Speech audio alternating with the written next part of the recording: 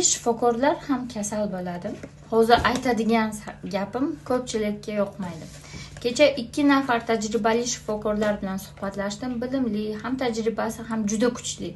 Ular inson organizmini bir necha soniyada tahlil qila oladi. Qaysi a'zoda qanday muammo borligini ham yaxshi bilishadi. Lekin nega ularning o'zi ham kasal bo'ladi?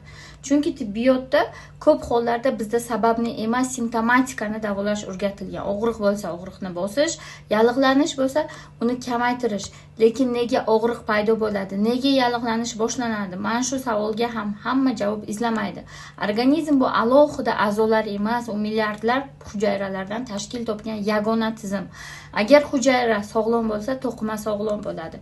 To'qima sog'lom bo'lsa, a'zo ham yaxshi ishlaydi. Shuning uchun men faqat kasallikni emas, uning sababini izlayotgan organizmga kompleks yondashgan shifokorlarni juda hurmat qilaman.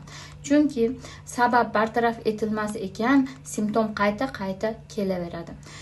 Shuning uchun siz bu sistemani bilmoqchi bo'lsangiz, men ham bu sistema bilan 20 yildan beri oila a'zom bilan yashayman.